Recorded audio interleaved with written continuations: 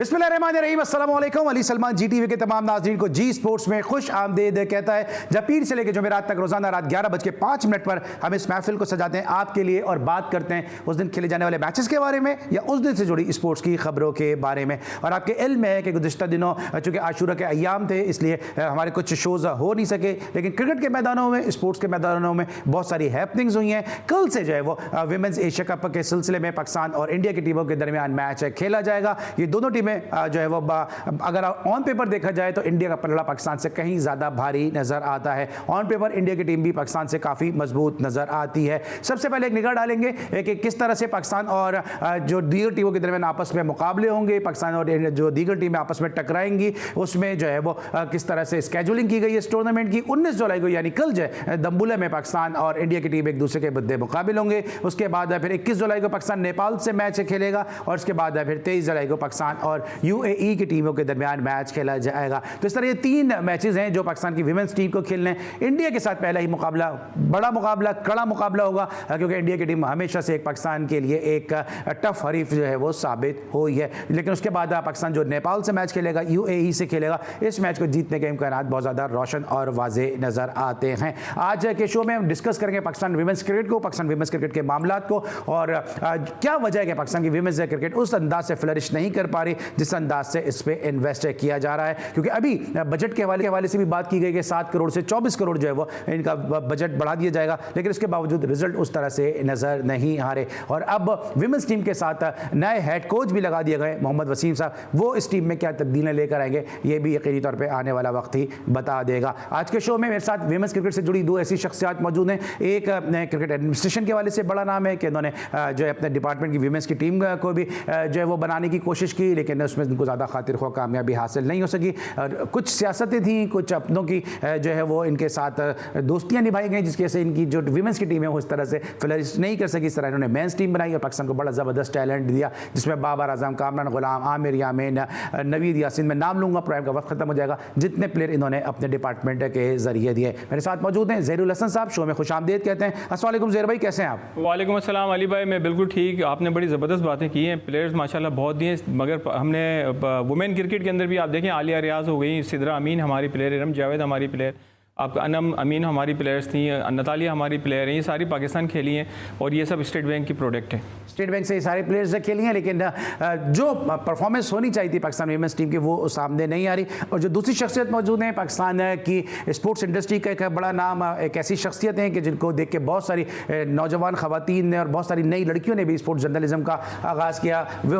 Women's world cup में पाकिस्तान की team के साथ बतौर मीडिया मैनेजर वाबस्ता रहीं। कई स्पोर्ट्स चैनल में इन्होंने कई चैनल्स में इन्होंने स्पोर्ट्स डेस्क को हेड भी किया और फील्ड में जाके काम करने का एक बड़ा वसी इनको तजुर्बा है। पाकिस्तान विमेंस क्रिकेट के मामलों से वे बड़ी गहरी आगाही रखती हैं और बड़ी इनकी ईगल है पाकिस्तान विमेंस क्रिकेट के मामलों पर। मेरे साथ मौजूद हैं senior and season sports journalist NADRA Mushtaq साहिबा, शो में खुशामदीद कहते हैं। अस्सलाम वालेकुम नादरा, कैसी हैं आप? वालेकुम अस्सलाम, बिल्कुल ठीक ठाक अली। आज हम बात करेंगे विमेंस क्रिकेट के हवाले से, लेकिन उससे पहले नजर डालते हैं उस स्क्वाड पे जो इस एशिया कप में शिरकत करेगा। और निदा डार जो है जनाब कप्तान होगी और उसके अलावा जो दीगर खिलाड़ी इस स्क्वाड में शामिल की गई हैं, इसमें आलिया रियाज जिनका जिक्र भी कर रहे थे अभी ज़हीर भाई, इसके अलावा डियाना बेग, फातिमा सना, गुल फिरोज़ा मुल्तान से का ताल्लुक, इरम जावेद, मुनीबा अली, नजिया अलवी जिन पे भी एक जो है वो इंक्वायरी भी हुई है डोमेस्टिक की सतह पे, इसके अलावा नाशरा सिंधु, उमैमा सोहेल, सादिया इकबाल, सिद्रा अमीन, अरूबा शाह और तस्मिया रुबाब और तूबा हसन लेग स्पिनर। ये वो स्क्वाड है जो इस विमेंस एशिया कप में शिरकत करेगा। और पहला ही मैच, जिस तरह हमने प्रोग्राम की इब्तिदा में कहा कि पहला ही मैच पाकिस्तान और इंडिया की टीमों के दरमियान खेला जाएगा। नादर, आपने स्क्वाड देखा और स्क्वाड को देखते हुए अगर हम बात करते हैं तो ऑन पेपर हमें नज़र आता है कि पाकिस्तान के मुकाबले में इंडिया की टीम बहुत ज़्यादा स्ट्रॉन्ग है, लेकिन अभी मोहम्मद वसीम आए कि जिनको बड़ी उम्मीदों के साथ, बड़ी चाह के साथ लेकर आया गया। आपको लगता है कि उनके आने से कुछ तब्दीली आएगी? देखिए, तब्दीली एकदम तो बिल्कुल नहीं आ सकती और मोहम्मद वसीम आए हैं। पहली बात तो मैं ये सवाल करना चाहती हूँ पाकिस्तान क्रिकेट बोर्ड से कि आप जब कोचेज़ या बॉलिंग कोच या फील्डिंग कोच या सेलेक्टर्स रखते हैं तो उनको कितना तजुर्बा है खवातीन का? क्या कभी वो ग्राउंड पे आए? क्या कभी उन्होंने ज़्यादा खवातीन का तजुर्बा किसी को भी नहीं है, मैं गारंटी से कह रहा हूँ बात।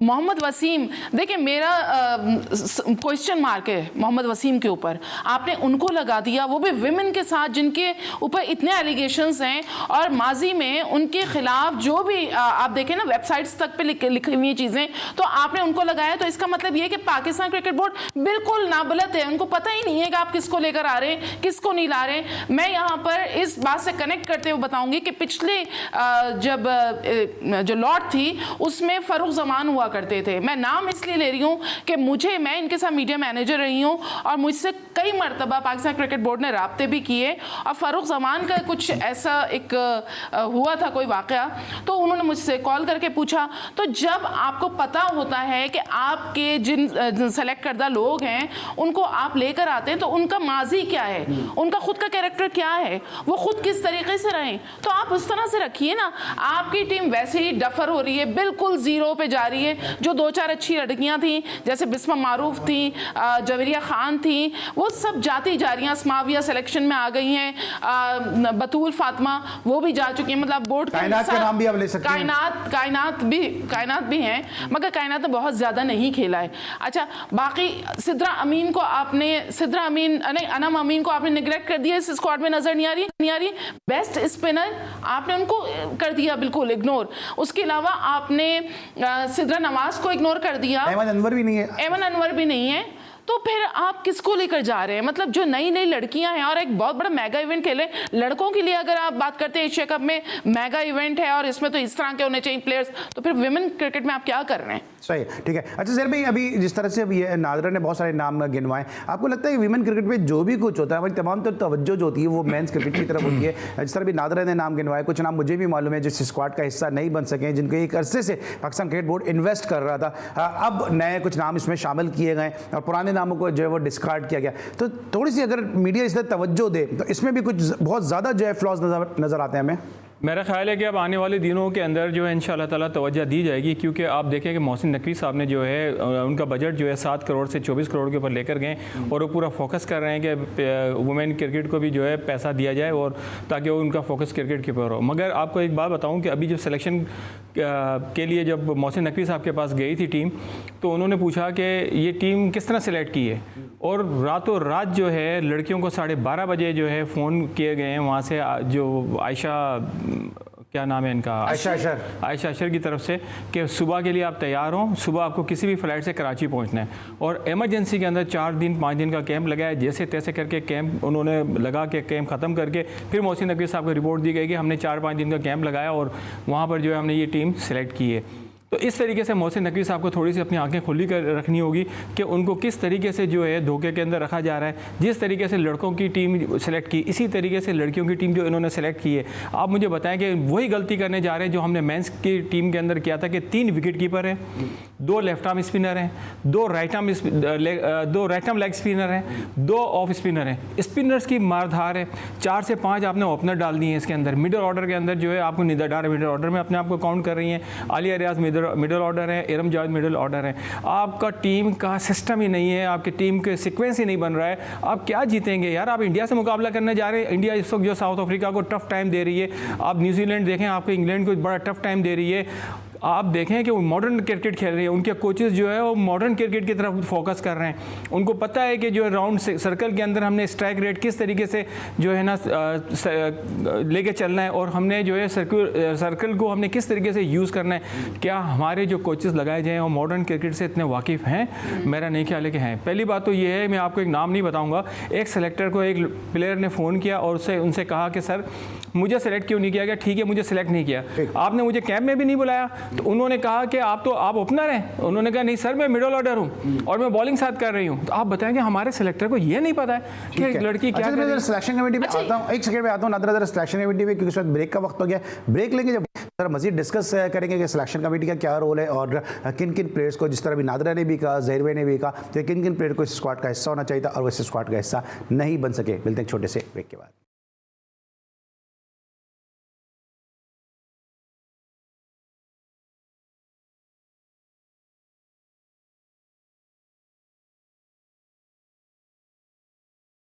Welcome back after the break. और ब्रेक पर जाने से पहले हम डिस्कशन कर रहे थे पाकिस्तान टीम की परफॉर्मेंस को कि क्यों पाकिस्तान की टीम जो है वो नहीं जीत पा रही है। निदा डार एक अरसे से पाकिस्तान की टीम की क़यादत कर रही है। एज ए कैप्टन जो है वो निदा डार की T20 में क्या परफॉर्मेंस रही, उस पर एक निगाह डालते हैं। उसके बाद डिस्कशन करते हैं अपने दोनों मौजूद मेहमानों से कि T20 में निदा डार की क्या परफॉर्मेंस रही है।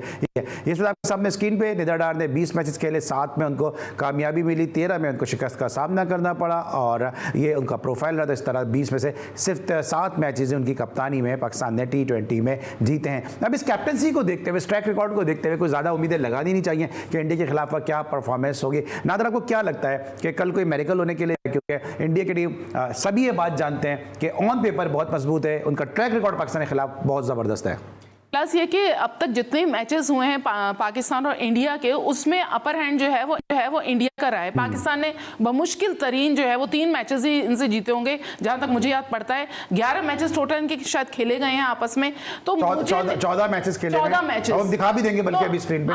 आप उसमें क्या एक्सपेक्ट कर रहे हैं कि पाकिस्तान टीम जिनकी अपनी जो डोमेस्टिक है वो इतनी ज्यादा खस्ता हाल हुई हुई है, जहां पर आप कोई मैचेस बड़े नहीं खेलते, ना जीतते, ना आपस में आप खवातीन में नहीं जीत सकती, तो वहां पर जाके आप इंडिया से, जहां के अपना डोमेस्टिक स्ट्रक्चर जो है वो बहुत ज्यादा स्ट्रांग है और आपस में बहुत मैचेस खेले जाते हैं। और अब तक मतलब जब से क्रिकेट चल रही है, जब से हम देखते हैं कि इंडिया के सामने पाकिस्तान टीम जो है वो रेत की दीवार साबित होती है हमेशा। तो मुझे लगता है कि बहुत ही ज्यादा मुश्किल हो जाएगा पाकिस्तान को जीतना। हाँ, आप आगे कह सकते हैं शायद नेपाल से जीत जाएं, शायद UAE से जीत जाएं। नेपाल से इसलिए कह रही हूँ शायद कि वो भी बहुत अच्छी टीम बनती चली जा रही है, जो उनके मैचेस हम देख रहे हैं पिछले, तो वो काफी बेहतर फॉर्म में नजर आती है। तो नेपाल और इंडिया वैसे भी आपको पता है नेबर्स हैं और एक दूसरे को देख के कंपेटिटिव भी बहुत ज्यादा हैं वो लोग। तो मुझे लगता है कि नेपाल भी आपको टफ टाइम दे सकती है। बिल्कुल, नेपाल टफ टाइम दे सकता है, लेकिन साथ साथ हम अब ये भी नहीं कह सकते कि UAE से शायद जीत जाए या नेपाल से जीत जाए, क्योंकि जब थाईलैंड पाकिस्तान की वीमेंस टीम को हरा सकता है,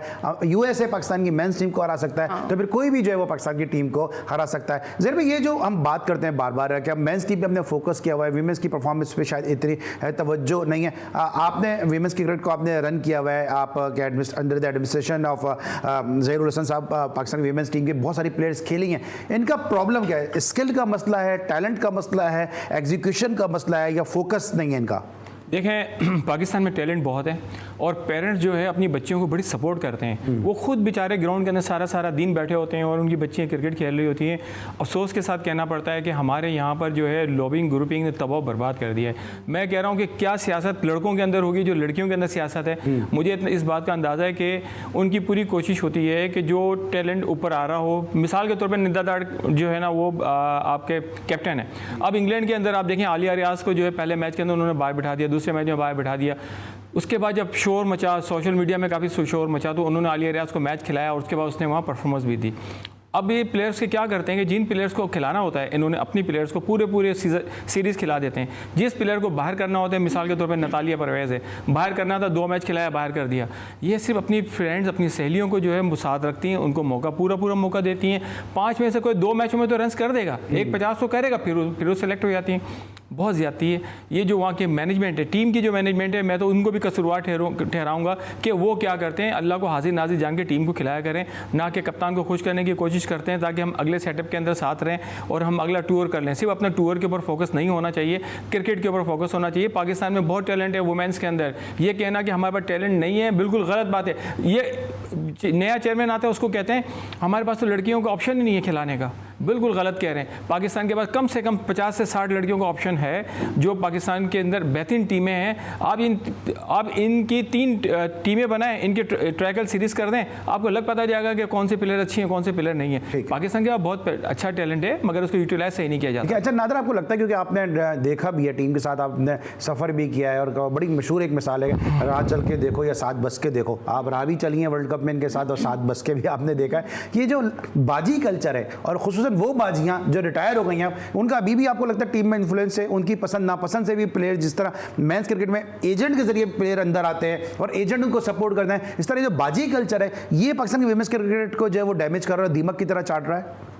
बिल्कुल 100% ऐसे ही है, क्योंकि देखें वही खवातीन जो कि टीम से बाहर हैं, इस वो या तो कमेंटेटर बन गई हैं या फिर आपकी सेलेक्टर बन गई हैं या बोर्ड में किसी न किसी तरह से आपके गवर्निंग बोर्ड में या बोर्ड का हिस्सा बन चुकी हैं। तो डेफिनेटली उनका बहुत इन्फ्लुएंस है, और चूंकि वही रूल कर रही थी, उससे पहले जो किरण बलोच वगैरह थी उनका इतना ज़्यादा इंटरेस्ट भी नहीं रहा, वो लोग बिल्कुल अलग हो गए। उसके बाद जो ये लॉट आई थी तो इनका होल्ड बहुत ज़्यादा है और स्टिल है।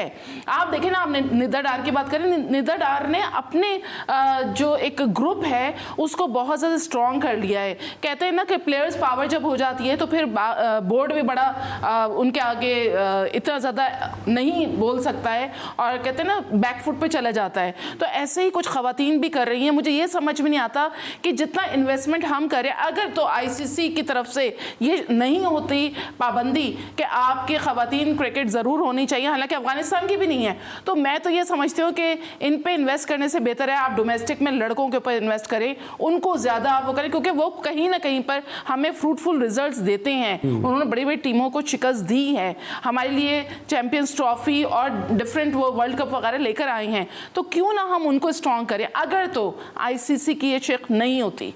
ठीक है, आईसीसी की शिक है कि जनाब जिसकी मैन की टीम होगी उसकी वीमेंस की भी टीम होगी। अफगानिस्तान एक एक्सेप्शनल केस है कि जिसने अपनी अब तक वीमेंस टीम को फॉर्म नहीं किया या इस्टेब्लिश नहीं किया। खुद मेरा भी एक्सपीरियंस कुछ इसी तरह का है कि जब ईद उल फितर पे हम शो कर रहे थे, हमने वीमेन क्रिकेटर को अप्रोच किया, परफॉर्मेंस उनकी कोई इतनी ज़्यादा नहीं है, लेकिन चूँकि हमें ख्वाहिश थी कि ईद के हवाले से एक वीमेन क्रिकेटर को हम जो ईद के शो पर गेस्ट बनाएं, तो उनका पहला मेरे पास जवाब ये आया कि जी आप मेरे मैनेजर से बात कर लें, और उनके मैनेजर साहब ने इतना बड़ा मुँह खोला कि उसके बाद हमने सरफराज अहमद से इंटरव्यू कर दिया, लेकिन हम उन खातून क्रिकेटर की पेमेंट जो है वो हम अफोर्ड ही नहीं कर सकते थे। परफॉर्मेंस उनकी नील बटा सन्नाटा, और जो है वो आंखें खोलनी मुंह खोलने से पहले, वो कहते हैं ना कि बड़े बुजुर्ग कहते हैं कि जब मुंह खोलो तो फिर आंखें भी खोलो, तो उन्होंने मुंह खोल लिया लेकिन आंखें नहीं खोली अपनी, कि उनकी परफॉर्मेंस क्या है जितने वो पैसे शो में आने के लिए मांग रही हैं। भारत सरफराज अहमद है कि मशहूर है कि उन्होंने उस शो में जो शिरकत की और ईद उल फितर हमारे लिए बड़ी यादगार बनाई। ज़हीर भाई, ये जो मैनेजमेंट के वाले से भी बात होती है कि इन पर एक बड़ा ब्लेम किया जाता है, एक बड़ी बात की जाती है कि कोचेस को भी बदलवा देती हैं। बासित अली के लिए कह दिया कि जिसे जी इनमें से स्मेल आती है, बासित इतना भैया आप इतने करीबी क्यों आ रही हो कि उसमें से आपको स्मेल आए। दूसरी तरफ आमिर इकबाल को इन्होंने बदलवा दिया, जिस कोच को वो चाहते हैं जाके शिकायत करते हैं उसको बदलवा देते हैं। तो ये इनकी बड़ी एक डोमिनेंस है, एक बड़ी पावर इनकी है। देखें, जो बासित अली वाला जो केस है वो एक मुख्तलिफ केस था, मगर बात यह है कि अगर कोई प्लेयर किसी ऑफिशियल्स को चेंज करवाती है तो ये सरासर बोर्ड की कमजोरी। अभी रिसेंटली आमिर इकबाल को चेंज किया, वो यूं ही चला गया बेचारा। बिल्कुल, देखें वो पीसीबी की कमजोरी में समझूंगा। देखें वहाँ पे उन्होंने तानिया को जो है बिठाया हुआ है। बात यह कि तानिया को क्रिकेट का इतना नहीं पता, वो बैडमिंटन की टेबल टेनिस की प्लेयर है, उनको टेबल टेनिस का पता है, मगर है कि आप किसी क्रिकेटर्स को बिठाएं वहाँ, जिस चले क्रिकेटर्स ना हो, गुड एडमिनिस्ट्रेटर तो हो, जिसे नॉलेज तो हो क्रिकेट की, उनको बेचारी जो है उनको नॉलेज ही नहीं है क्रिकेट की, बस वो वहाँ बैठी हुई हैं और बाकी लोग जो है क्रिकेट चला रहे हैं। और क्रिकेट वो लोग चला रहे हैं जिन्होंने मेरे साथ ये खुद बात कही थी कि ज़हीर साहब आपने ये क्रिकेट टीम बनाई है, मेरा बस चले तो मैं तो कभी लड़कियों की क्रिकेट टीम बंद कर दूं। उनके हाथ के अंदर जो है आज नेशनल स्टेडियम को उनके हाथ के अंदर दे दिया था कि जाएं आप और आप इसको जो है कोऑर्डिनेट करें और आप सारे अरेंजमेंट देखें, अरेंजमेंट करें। तो बात यह है कि जब उन लोगों को ये कहा जाए जिनके दिल के अंदर वुमेन क्रिकेट को प्रमोट करने का शौक ही ना हो, वुमेन क्रिकेट अपनी नौकरी से बचाने के लिए कर रहे हो, तो वुमेन क्रिकेट कैसे तरक्की करेगी। डिसीजन करने होंगे और इसी तरीके से जो है मोहसिन नकवी साहब को स्टेप लेना होगा। देखें वो अच्छा काम करना चाह रहे हैं, मगर मसला ये है कि वो हर जगह खुद नहीं पहुंच सकते।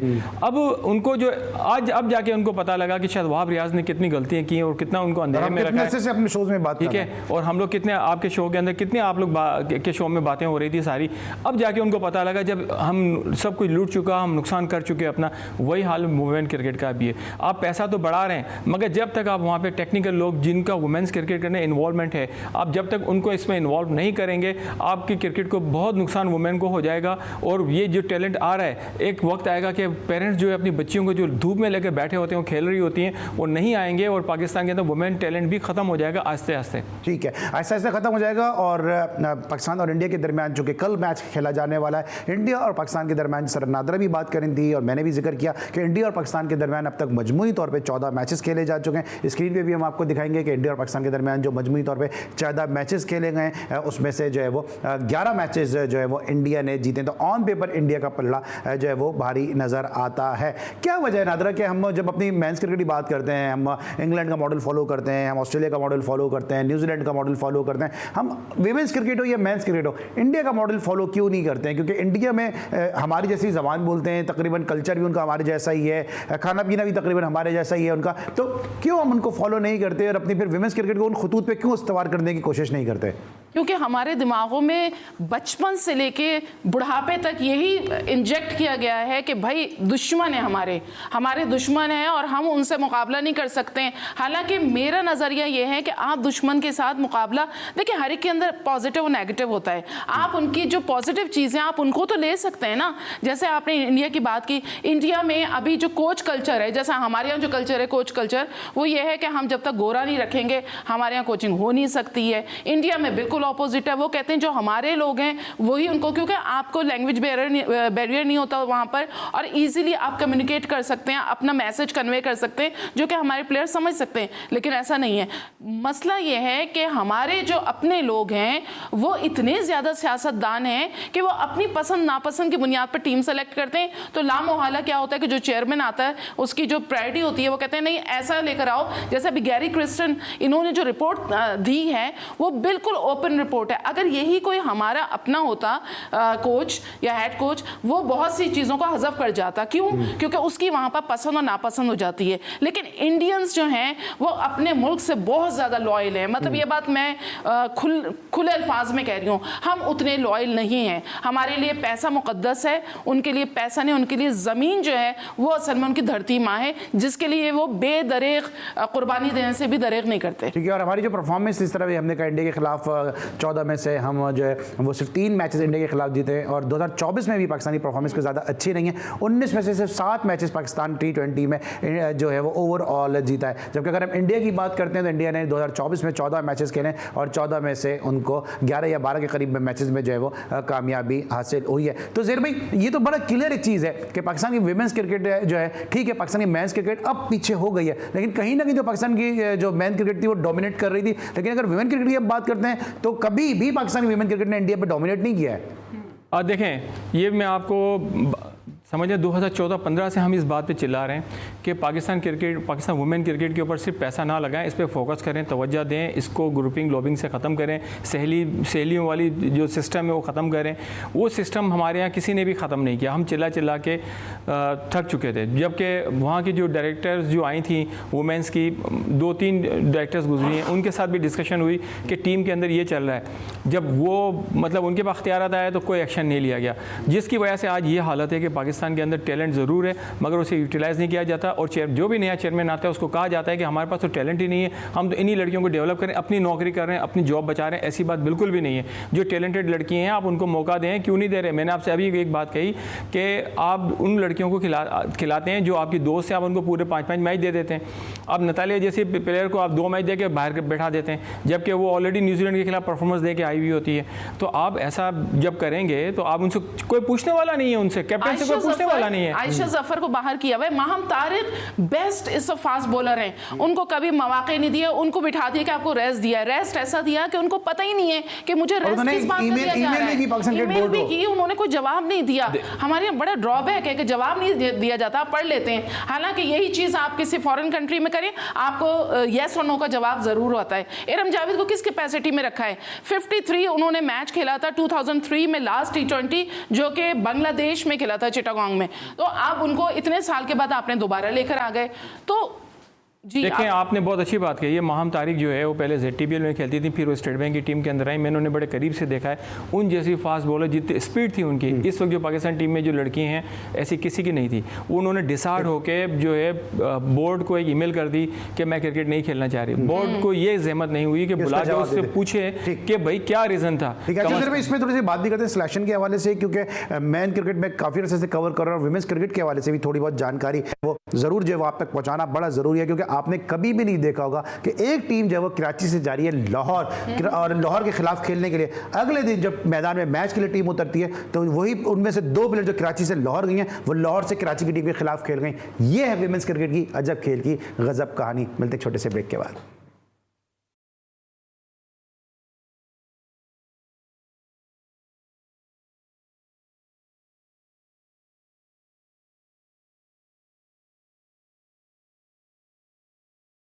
Welcome back after the break. और हम इस शो के दौरान कई मरतबा बात कर चुके हैं कि पाकिस्तान और इंडिया के दरमियान जो बाहमी T20 मुकाबले हुए उसमें क्या जो है वो नताइज रहे। इस वक्त स्क्रीन पे आपके सामने टेम्पलेट भी नजर आएगी कि पाकिस्तान और इंडिया की टीमों के दरमियान T20 में 14 मैचेस खेले गए और 14 में से 11 में इंडिया की विमेंस टीम ने कामयाबी हासिल की। 3 मैचेस जो है पाकिस्तान विमेंस टीम के हक में रहे और 3 मैचेस पाकिस्तान की विमेंस टीम जीतने में कामयाब रहे। तो इससे आपको अंदाज़ा लगाया जा सकता है कि क्या स्टैंडर्ड का फ़र्क है, कितना फ़र्क है पाकिस्तान और इंडिया की विमेंस टीमों के दरमियान कि जहाँ पे पाकिस्तान की टीम ने कामयाबी हासिल की है।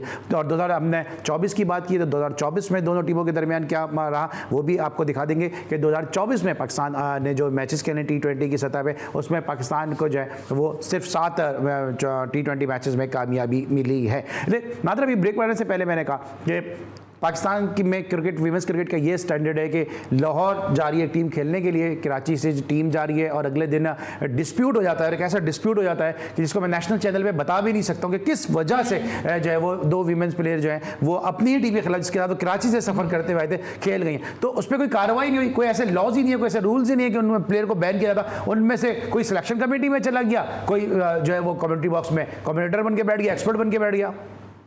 ये इस तरह के और भी बहुत सारे किस्से हैं जो कि हम टीवी पे बताने के लायक नहीं है वो कि हम आपको बताएं। लेकिन उसका सबसे बड़ा अलमिया ये है कि आप जो कि चेयरपर्सन हायर करते हैं पाकिस्तान क्रिकेट बोर्ड, उनका ताल्लुक कहाँ से है? आया उन्होंने कभी क्रिकेट खेली, बैट उठाया, या कभी एनालिस्ट रही, या कभी उनका कोई किसी भी तरह से क्रिकेट से ताल्लुक रहा है? नहीं।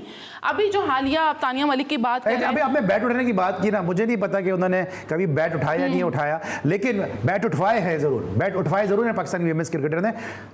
उरुज मुमताज बाबर आजम को और एरन फिंच को बैटिंग टेक्निक सिखा रही हैं। जी वो सिखा रही थी और खुद वो क्या थी वो तो सबको पता है। 0 एवरेज है टेस्ट क्रिकेट में उनका। जी हाँ। अब आप ये देखें ना, यहीं से ड्रॉबैक है पाकिस्तान क्रिकेट के लिए। क्योंकि ये निगलेक्टेड शोबा है, खवातीन का शोबा। खवातीन को इतने ज़्यादा नहीं मिलती हैं, वो फैसिलिटीज़ नहीं मिलती। लेकिन अब चूंकि बिल्कुल चेंज सिनेरियो हो रहा है तो खवातीन के सेंट्रल कॉन्ट्रैक्ट भी बढ़ गए हैं। अभी जैसे जहीर भाई बता रहे थे कि उनका एक जो क्या बजट भी बढ़ गया है, ये बात हुई है 24 करोड़, ये एक ह्यूज अमाउंट है। लेकिन पाकिस्तान क्रिकेट बोर्ड क्या एलिजिबल लोगों को रख रहा है जो कैपेबल हैं, जो इसको चला सकते हैं?